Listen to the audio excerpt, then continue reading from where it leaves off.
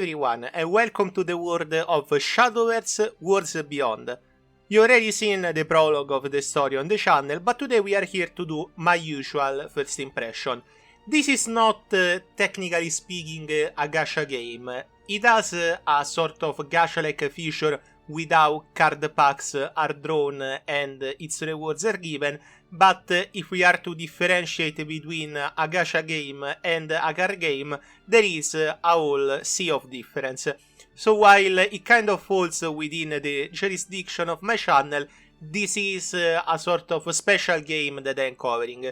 Why am I covering? Because Shadowverse has ties with one of the main games of my channel, which is Pregon, and soon also with Uma, which comes next week. So I wanted to try it out, also because a little bit of personal history. I am really big on card games, both virtual and real ones. I have played basically pretty much all of them. In real life I've played Pokemon, Yu-Gi-Oh!, Force of Will. I played also the One Piece card game, I've tried a little bit of it. And a lot of other games like Magic. Yes, there are indeed a lot of card games that I've tried in my lifetime. But also, speaking of virtual card games, obviously Hearthstone, the first Shadowverse I've tried a little bit at the start. Gwent I've tried, Yu-Gi-Oh! Duel Links, Yu-Gi-Oh! Master Duel. I have a variety of knowledge into this genre that makes it so my first impressions can be a little bit valuable beyond what you guys have probably already seen. Because yes, of course, the first elephant in the room here will be the controversy surrounding the monetization of the game and some other features. While that will be a topic that I will cover in the first impression, I want this to also be a coverage of the game itself, because obviously monetization can always be fixed, scaled up to be more favorable to the dev, or scaled down to be more favorable to the player. But when it comes to the game itself, is the game good or not? What can be improved? What is really good? I want to cover that aspect of the game as well, which is why we'll try to do my usual first impression. So, the first thing that I want to start with is obviously the difference between the first Shadowverse and the new one, which is probably a question that everyone is asking. Why did they need to do a second Shadowverse? What did it bring of new compared to the old one, and where it can improve? So, let's start by the basics, which will be the card game itself. They added new mechanics, they merged two classes into one, and most importantly, they reset the card pool to a base set. So while this last part might not be something particularly new, because every game will do it if they release a sequel, it is something that I want to speak a little bit about. When it comes to card games, by my experience, the most fun and engaging part is whenever a new card game releases. Not only that, whenever a new set releases as well. Why? Because that's when all of the players have basically the same knowledge level and also the same level of decks. So you are able to run every deck that you like and enjoy it, even if it is not 100%, until the meta settles. This is true in Hearthstone. There have been lots of times when you start ranked matches with a new deck, you find out it is trash, and then you disenchant it, which happened to me a lot of times. The other aspects that I told you about are the two classes fusing into one. The Bloodcraft class and the Shadowcraft class have been fused into Abysscraft, which I can safely tell you it is bad. Like, I won't mince words. Abysscraft and Heavencraft are, I won't say really bad, but they are almost below every other deck that I've seen. I haven't really seen a lot of Forestcraft, but I've heard good things about the Beetle OTK, so it is somewhat playable, I assume. And then the last part, the Super Evolve mechanic. So how does Super Evolve work? I will show you guys a match later, but basically, right now you have not only Evolve, you have Super Evolve. Super Evolve turns your character into a version that has +3/+3 instead of +2/+2.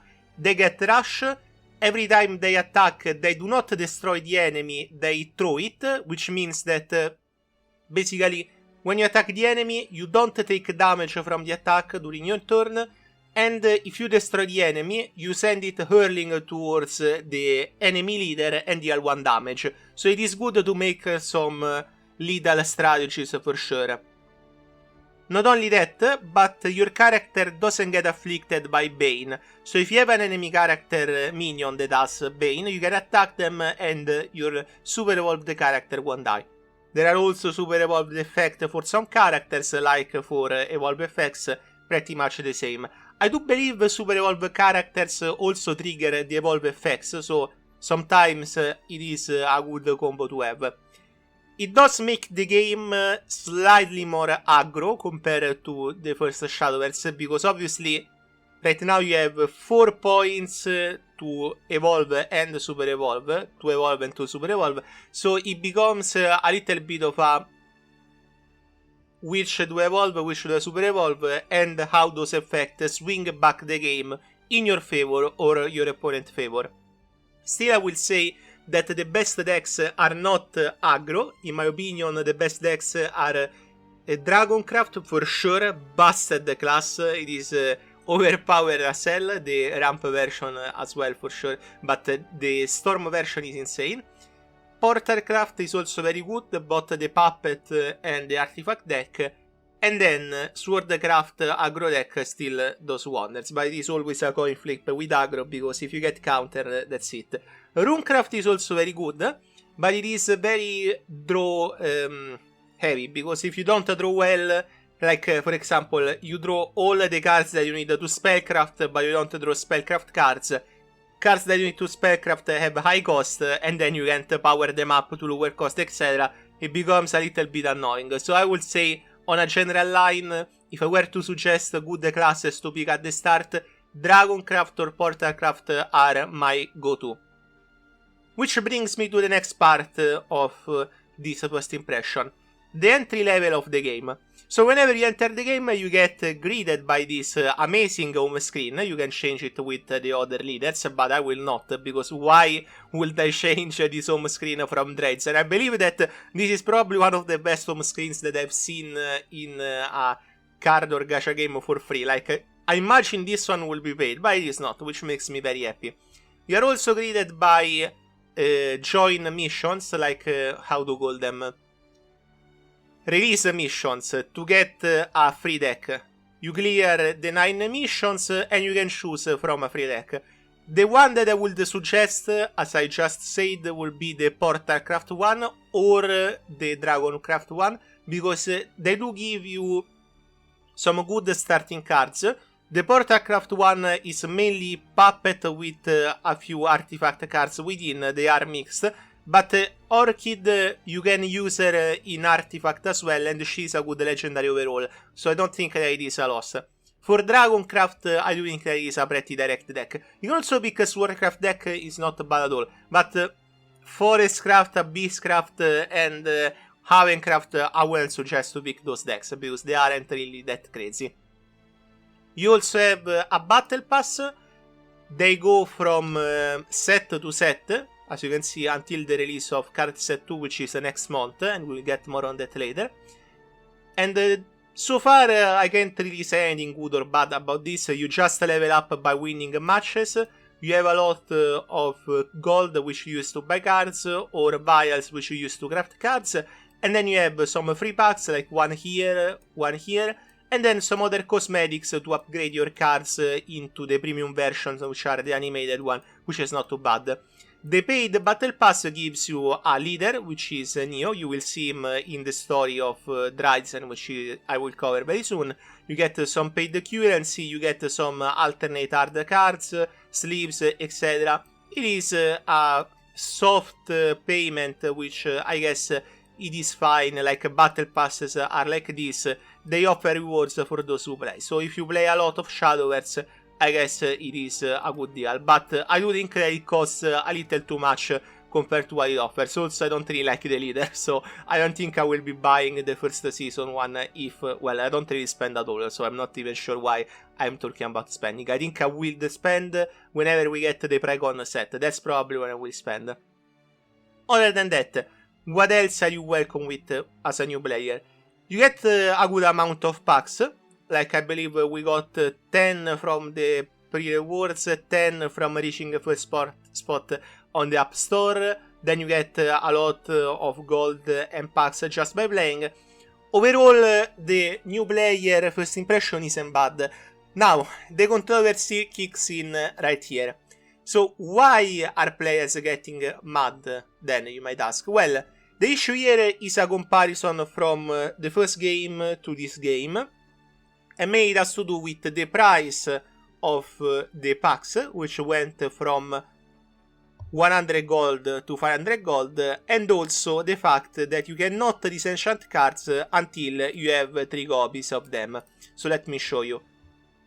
For example, right here I have my set of cards, as you can see. When I go to liquefy cards and select them manually, as you can see, number of cards held less than 3, so I cannot disenchant this one, I can just create it. This fairy configuration card, instead, I have 4, 3 plus a premium card, and I can disenchant the premium one or one of the base ones. I do believe, personally, that this is probably the worst problem among all of them, because disenchanting cards is generally what allows a free-to-play player to get into a new standard season. What do I mean by that? So right now we have only one set. Imagine when we have 2, 3, 4 sets. Eventually they will do this. They will cut the older sets and allow the new ones to rotate the meta into the standard mode. Obviously there are modes that do not care about this distinction. So when you switch into a new standard set, you might say, okay, I don't use those legendary cards anymore, I want to disenchant them to craft the new legendary cards, which is something that you do in Hearthstone for sure. You can't do that with this system. Why? Because generally speaking, you will never get 3 legendary cards unless you are really lucky. In a lot of cases. Like, for example, you might end up getting 1 copy of all legendary cards. That's good for the current standard set. Then time passes, you don't buy packs for the old set, so you always end up with 1. For example, I have 1 premium ruler of Cosidus, and I want to get 2 more copies of him. Then I say, okay, you know what, this card is useless, I want to get my 12,500 vials to craft new legendaries. I can't. So what I am forced to do, I am forced to buy the new packs, and it is RNG once again, because if you buy packs, you might not get the legendary that you want, you get a legendary for another card, for another class. And that's where the main issue for me comes in. That's extremely free-to-player unfriendly, and that's something that I feel hard on, because maybe hard on is not the right word, but I feel passionate about, because I know how it feels to rotate from meta to meta, as I have been playing Hearthstone for a lot of time, and I can assure you, whenever you go from 3 sets that you use into the next 3 and you not have any legendary, it is painful, because it is basically a soft restart. So I hope that they do change this. Like, at least make it so, if they don't really want to, etc., that you can disenchant premium versions. Because I got a god pack, and I got Ruler of Cosidus and the Samurai guy. Let me see if I can find him. I think that is around here. I can't find him, okay. Well, I got 2 legendaries that I do not use. So what I want to do is that I want to disenchant them. When I will be able to, I get a lot of Vials, but to do that I need to get 3 more cards, which is not ideal, because now I have 2 dead cards into my collection. So you can see how it can be a problem for people that play a lot of standard like me. I also play a lot of draft, but draft isn't on just yet. The second issue has to do with the monetization in terms of card packs. As I told you, you pay 500 to buy 1 pack, and with the Vial change, that makes it extremely hard to build a deck, because compared to Hearthstone, where you want 1 legendary, in Shadowverse you want 3 legendaries per deck. Generally speaking, let's say 9 legendaries is the general idea of what I would value a current meta deck to run. You can run also neutral legendaries, but that's another story. Let's just assume that it is 9 in general. That costs a lot, because obviously you have to face RNG, you have to face the fact that you need dupes, and without crafting, that becomes even worse. So it is understandable that some players who came from the older Shadowverse feel like, why is this a change here? But at the same time, I can tell you this. In 2025, if I am to play any card game that has just released, or any gacha game that has just released, the standards right now are like this. So my expectations were at this level, that it will have something like this to hard monetize itself. Because at the end of the day, my friends, if you play Hearthstone now, in 2025, sure, you can make one good standard deck, but then you realize, you know what? I will never get enough gold to catch up on the 3 expansions that are in standard. I will never get enough gold to become an arena player. The arena player, the new arena sucks in Hearthstone. Do not get me started on that. So in terms of how the game sits between its competitors, I do personally feel Shadowverse is still not abundantly, but fairly generous compared to others, because you can farm gold, you get a lot of gold just by playing, you can save up knowing when an expansion comes, so we know the next one is in 1 month, then the one after in 1 month and a half, and then from then it is 2 months per expansion. The main issue here is that the Vial system is what holds it really from being fair, in my opinion. If they fix the Vial system, then I would have no complaint personally on the monetization. I will be like, it is as the other gacha games. So I don't feel good or bad about it, it just is. So that's what I think about the controversy, and pretty much what it is all about. Currently the game sits at a low average on Steam in terms of reviews. That can or cannot matter. It happened with dreizehn. dreizehn went in end of service after listening to the players and changing everything. So it's not like changing the Steam reviews means that the game will automatically survive. Because on the other end of the spectrum, the game earned first place on the App Store and the Play Store in Japan, and also was first on Steam in terms of revenue. So people are spending, which means that the game will 100% survive for the time being, unlike dreizehn, unfortunately. So on that you can at least rest easy. If you want to play the game for a long term, there are no prospects of it ending anytime soon, in my opinion. The controversy exists, it is very vocal, but it's not probably hurting the game in terms of life expectancy and all that. Okay, we closed a big chapter, I think, in this first impression. Let me get into the more enjoyable parts. So let's start with the menu from Solo. Practice, this one is against AI. You also have a new feature, which is AI tips. It's still in beta. Basically, you have an AI that helps you understand how to play your deck. Any deck that you might want. For example, right now I run Runecraft and Portalcraft. If I choose one of those two, I go into battle, the AI will tell me what to do every turn. It is good if you are new to Shadowverse and you want to learn your deck a little bit, but at the same time, you won't really grasp the strategy of the game, in my opinion. The best way to learn a card game is to play, to lose, to learn, to improve. That's how you learn a card game, in my opinion. I lost like 20 matches on day 1 of Worlds Beyond, and compared to now, let's see, if I were to go into replays, like as you can see right now, my win streak is pretty decent. I lose sometimes, but I also win a lot, which is a good thing overall. Then you have the story. This is what I am covering with the other videos. It is mainly visual novel-like story, plus some puzzle-like stages against some characters from the story, not necessarily other leaders that you have in the game. And then there is the tutorial of the game. This one is also very good if you not want to do practice, because this one teaches you a specific deck. You have, for example, Agros Warcraft, Artifact Portalcraft, which I heavily suggest. Puppetry Portacraft, also very good. Havencraft and Abysscraft, forget about them, just get the gold. Ramp, Dragonfract, probably the best deck right now. Those two, you can make a mixed deck like me. I think Runecraft can run both Spell and Earthright, but both of those are good decks. And then a Pixie Forestcraft, which is a slightly OTK deck. Never seen it pull off the OTK just yet, but who knows.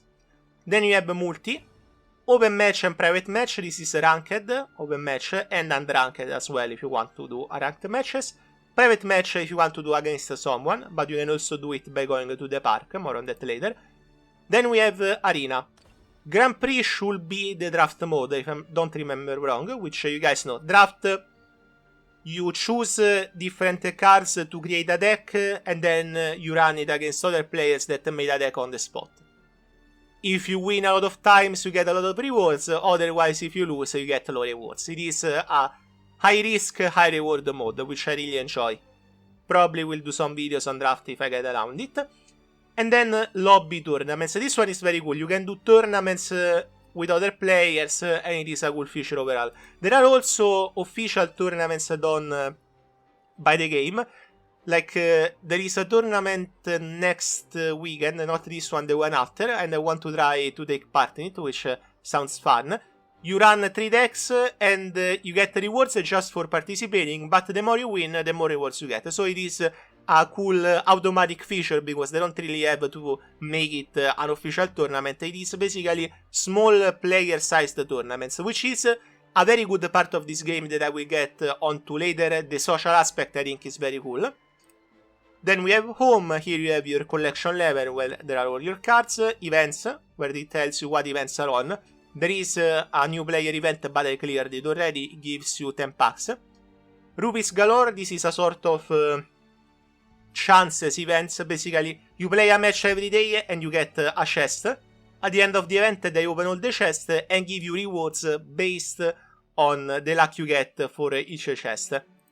Lobby event, this is an increasing number of matches rewards. Basically, the more matches people play in the park, the bigger rewards they get. Kind of cool. Bingo missions, those are in the park. You get various rewards just for doing daily or weekly missions, which is pretty nice. And also bingo missions, which are routinely changed, that give you special rewards. Okay, then we have here the menu. Profile, ranking, feats. This is achievements. You can see the rankings of each players, how every deck is doing for each class, which is actually kind of helpful in my opinion. Like you can see, for example, wins by class. If you go to Havencraft, 148.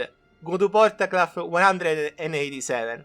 You can see that Havencraft is way below other classes. Like, just look at the wins for Dragon, Runecraft, and Swordcraft. It is insane. Like, I think Havencraft really... I don't know how they win. Like, let me just put it like that. Then you have a gift, which it is how you get your daily stuff from logging in, etc. or anything that they send your way. And then you have missions. So one bad thing that they still do, missions are refreshed based on when you clear the mission, not on a fixed reset. I think Hearthstone did it for a while and then they changed into a more sensible format of giving you missions every new day. So I hope that they will fix this, because like if there is an annoying mission that I cannot clear in a few matches, it is kind of bothersome to have it hold up a spot every time. So it is what it is. Battle Pass missions, as I said, are just win-win-win. So nothing too crazy. Then we have cards. Here you can see your collection and craft new cards. You can make decks here, and here you just see the cards in a sort of collection type way. And you can craft the premium version if you so desire. Shop, here you can buy supplies, which are leaders, premium version and other things, sleeves, etc. Or buy card packs, which are just card packs. Park, okay. So the park is another new aspect of Worlds Beyond that I didn't cite earlier, because it is an entire section to cover in my opinion, so I would rather cover it here. Pretty much it is a mix of scrapped features and new features. Originally, the park was meant to be a social hub where you could play a lot of different mini-games. They scrapped that idea in development, and now it is a social feature where you mainly focus around playing the game, card games, so to speak. So for example, if I go into lobby, and it will load a little, so bear with it, I will go into a local lobby of players which will house different, let's call it tables where to play, a chest, and other systems that are only for this mode. You have an avatar, the avatar can be fully customized, you can even get items from the some of the leaders that you get from the card packs to turn your avatar into that leader. There are a lot of cool features about it. Okay, don't mind the internet connection issue just because it is loading every other player avatar that it takes so long. As you can see, this is the hub. There is a chest over there. The chest is basically something that you open every day to get a random item. It can be an avatar clothing item, it can be a card, even a legendary or a ticket even, or it can be gold or vials. It is an extra that they added which stacks up with the other freebies that you get, which is why I told you earlier, while the monetization changes, I can understand the complaints, the game still isn't at a level where I will say it is bad compared to its competitors. Like, it still is very generous. If they change the vial thing, that's really the only thing holding it back, in my opinion. Change the vial thing, and I won't have any complaint about the monetization, personally speaking. I'm not saying that others' complaints aren't valid, just that that's my opinion as someone who plays a lot of those type of games. So as you can see, you have a lot of tables. You can play against other players in the lobby. You can play knockout match, basically play until you get knocked out by someone, and you can see the matches on the screen as well, which is, I think that, the social aspect is probably what's going to make this game very popular among players, because many card games, virtual ones, are not this social. Like, they throw you into matches just by pressing a button and queuing. Something like this is innovative, it is very new, and I do think that it will create a good effect in terms of player retention, because you also have guilds. You can create your own guild hall, or your own personal hall, where to play privately with other players, or to play within your guild. Guilds have their own leaderboards, the ladder, etc., and they get rewards based on how well they do. So there is kind of similar to Paragon, you might wonder, but yes, there is a social aspect that I very much enjoy in this game. As you can see, you have also events, missions, just like it is its own separate mode. So it is very cool. I do like this part of Shadowverse Worlds Beyond a lot. I think it is very much what made or break the game for me. Because if it was just the card game, I do love it. I think it is very fun, especially because it is new. So maybe I am in a bit of a honeymoon period. But the park itself is an extra layer that I think is very enjoyable for sure. Especially when we get more and more into the game lifespan. I think the park will show itself to be probably the most innovative feature about the game as a whole. Okay. So now we have the last part of the first impression, which will be the gacha itself. I kind of pretty much talked about the monetization, so I won't retread that. How does the gacha work in a nutshell? You have bronze, silver, gold, legendary, and exchange ticket. So what's the difference here? Some of the legendaries can come with an exchange ticket. The exchange ticket can give you 3 choices: a new leader, based on the legendary card, a new skin for the park, or a new home screen, based also on the legendary leader. All 3 of those also offer additional rewards like sleeves, animations, etc., but those are the 3 general prices. So it is basically what you will call the SSR peak out of all of those. But if you are just interested in the cards, then you stop at Legendary, which has a 1.5%. However, much like Hearthstone, every 10 packs or 8, I'm not really sure how they're doing it, because right now I'm outphased, you get a guaranteed legendary. That's not bad, because obviously you can get it through the free ones that you get through those tickets. But one bad thing, you cannot get this guaranteed chance with the daily free pack. This is a good thing and a bad thing, because I didn't mention it yet. Every day you get a free pack. So you log in, you get a free pack. That's good, because obviously the more you play, the more you rack up on the base pack collection. I don't know if they will change it to the next set whenever it comes, but for now it is the base set. But at the same time, you will just log in every day and just get the commons and silvers, so it's not good that they do not have this guaranteed legendary card, in my opinion. The daily pack should have it as well. Still, it is an extra, so it is good to have it. Other than that, you also have paid bonuses. You can get exclusive alternate card arts, emblems for your profile, etc. The game is very monetized around cosmetics, but obviously with the monetization changes, you also have monetization around the cards themselves. I do think that if you follow what I said earlier and pick the Portalcraft deck and also get a few packs, you should have a deck that will work into Ranked until you meet the whales, so to speak, that have fully built decks. Like, so far, I have not spent anything, and as you can see, I have won a lot of matches recently, I have climbed up in Ranked, so I do think that the first requirement to improve in a card game is knowledge. Gather knowledge, gather gold, see what decks are good, and build of consequence, or just enjoy the game as you like. You can play a card game however you want. Now, to close it off, let's do the traditional Hunter Lodge first impression temple, and then I will give you my final thoughts on the game first impressions. Final thoughts I can give yet, because we still have the draft to check, which will come next week. No, not next week, the week after. Next week is the tournament.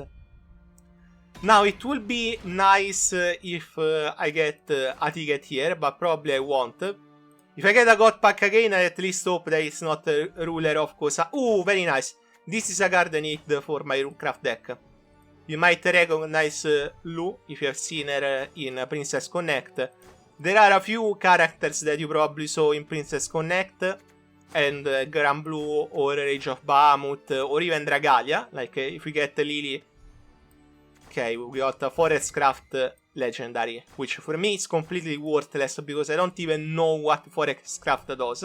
But I guess it is a new legendary at least, so for my collection that's worth something. At least sooner than later I will have the full set for base. Okay, we got a new golden, also Forestcraft I believe. Maybe the game is telling me to make my third deck Forestcraft. I was thinking of making it Swordcraft, but who knows. Okay, it was kind of a low roll. Yesterday I had a better roll with 8 pulls, but it is fine. You can expect this from card games for sure. Seems I got a lot of new cards, at least. This one, Homework Time, is very welcome, however, since I can put it into my deck. Oh, yeah, alright, I haven't... you know, I was so caught up into the drama, etc. I haven't shown you the game itself. So, let's do this. Let's check out replay. I think that's the best way so that I can also talk over it without having to think about the game itself and having to worry about the gameplay itself. So let me think about one that didn't last long. Okay, let's do this one. I think this one, it's not a mirror match. I believe that it is, I think she play Puppet or he play Puppet. No idea why the audio goes out. Obviously there are some bugs about the game right now, but just to show you guys how the game looks. So there is also a second turn mechanic. Basically, if you start second, you get an extra point of mana that refreshes after a number of turns, and you also get the evolve and super evolve earlier compared to the other player. It can be somewhat... let's see if I can do this a little bit quicker. Ah, yes, I can. Okay. So you can see the game very much looks like the original Shadowverse. I think that if you are a player that is better into the series, you won't really have to speculate a lot about how it works, etc. And as a game that you have to learn, I think the learning curve is not as bad as other games that I've played. Like, this is no Yu-Gi-Oh! Where you have to learn every deck and the counter to every deck, and you have to build the counters to the most used decks, otherwise you just lose. This is a game where you learn every class, what it does, and then you prepare of consequence against those classes. For example, my deck is an artifact deck. What I do is that I play cards that generate those pieces, and then in my end, I fuse those pieces to create more powerful cards. Then I have cards that summon those pieces on the battlefield, or I can summon them myself. Generally speaking, from the matches that I played, I don't recommend summoning your pieces until it is necessary. But for example, if you already have 3 pieces like this, and you have an extra striker artifact, you can use this as a sort of deal 5 damage on board card, which is pretty useful indeed. The deck itself is extremely good. Like, you have an answer to most decks. You have anti-aggro card that deals 3 damage. You just saw it on the enemy at the end of turn. You have a card that heals. You have a card that deals damage. And then when you fuse those 3, you get the super mech, which has Storm, which is basically charge in Hearthstone. Deals 5 damage to the enemy field. Restores 5 health to your character. And then if you super evolve it, it gets even worse. So it is an incredibly strong deck. And I'm sorry because of the audio, because the music is actually quite good, but I guess it is bugged, it happens sometimes. And as you can see, the game matches don't really take too long. Like, it is rare that you will reach turn 10, sometimes you do. Like, in this case, because it is a mirror match. But there are so many aggro cards, or so many situations where you can tell that you won't win, that at the end of the day you will just surrender and go to the next match. Which is good, because obviously I'm not a fan of Warlock turn 30 matches in Hearthstone. Even if I like Warlock, I'm not a fan of that. So I'm happy that the game is somewhat smooth with the first base set. Who knows for the future one? I guess we will learn whenever they come next month and in September, I believe it is the one after. But hopefully it will keep like that. As you can see, I created the 10 mega, I dealt 5 damage to his board, and then Super Evolve, it does charge, so I dealt 13 damage to the face.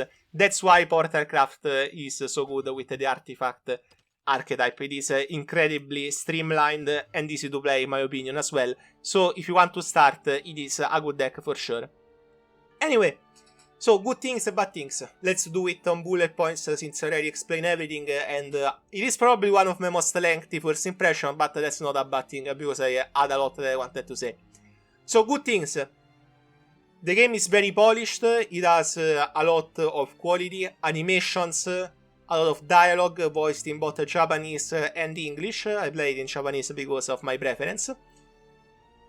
Can be very generous, but also has a lot of monetization problems. So if you just enter and play it, you can play it with a lot of cool decks, but reaching the high levels of ranked means that right now you have to spend. So there are 2 different good and bads here that I have to link together.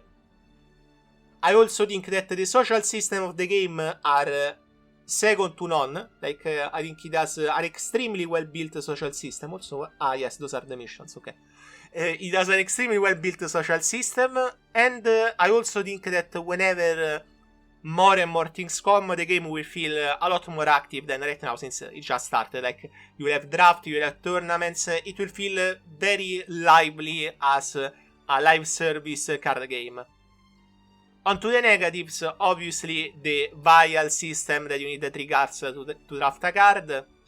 The monetization could have been dealt with better from Shadowverse to Shadowverse Worlds Beyond. I understand why they changed it, because Shadowverse 1 was released years and years ago, and this is a gacha / card game in 2025.